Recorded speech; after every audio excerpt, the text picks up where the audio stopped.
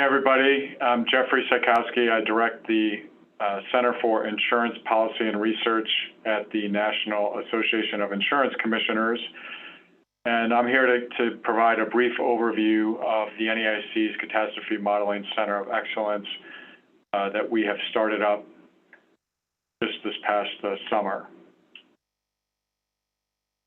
So for most people on the line here, it's probably pretty familiar with what has been happening over the past few years, and certainly a little bit longer than that. But here's some statistics from the NOAA billion-dollar disasters for just the past 3 years through 2021. 56 events, over $315 billion in losses and economic costs, and over 1,000 deaths in the U.S. from natural catastrophes. And we're recording this now on the eve of, or in the aftermath, of Hurricane Ian in Florida. And of course, the pressure in 2022 continues on. And what insurance regulators are dealing with here is trying to keep homes and businesses protected. Importantly, also keeping financially strong insurers and reinsurers to continue to assume these risks in their marketplaces, assisting in creating risk-resilient communities that take part in reducing losses from these events. And really trying to cut across these three things and focusing on what are the key priorities and how to move forward on those. And the NAIC has been dealing with catastrophes and responding to these events for many years.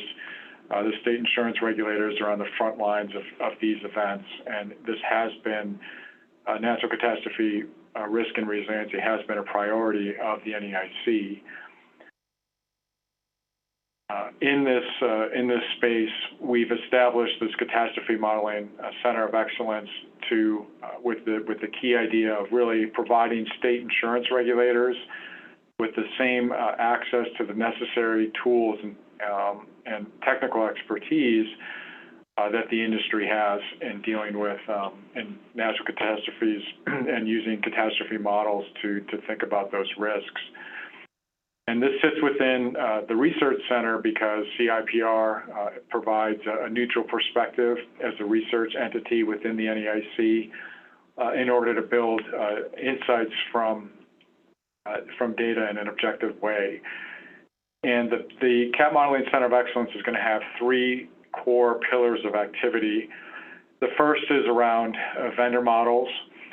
And the idea here is, again, to have access to the same information. So we're working on establishing agreements with each of the main CAT modeling vendors to collect their technical documentation for each of their perils and provide that information to our regulators through a secure website, and helping our regulators to distill some of that information, which is very technical in nature.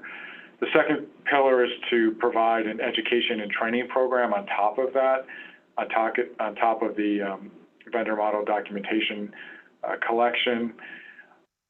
And the third piece is around having an applied research program to complement these other two pieces. So each of these pillars, while it looks like it's in isolation, they should all be building off of one another and having integrated activities moving forward.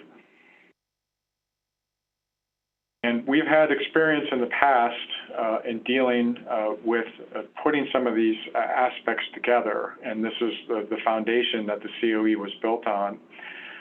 So one example of this was in a wildfire-related project that we conducted with the Departments of Insurance in California, Oregon, and Colorado.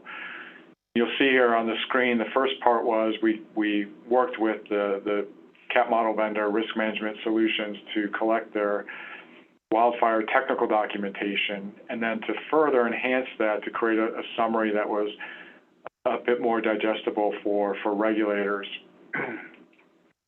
We made this technical document, educational technical document, available to our regulators. Now, off to the side here is, while we're highlighting the work with RMS, we are certainly willing to work and are working with each of the model vendors in this regard. This was kind of on, again, coming back to the first two pillars around vendor models and education. And then the third pillar on applied research, we also put together, working with RMS and also the Insurance Institute for Business, Home and Safety, IBHS, a research study on what is the value, the economic value of putting into place home hardening for wildfire. So we took the latest science from IBHS and also from the National Fire Protection Association, their FireWise program, and we had this, we educated our regulators around these scientific techniques. Then we worked with RMS to understand where these scientific aspects were specifically embedded in their CAT model.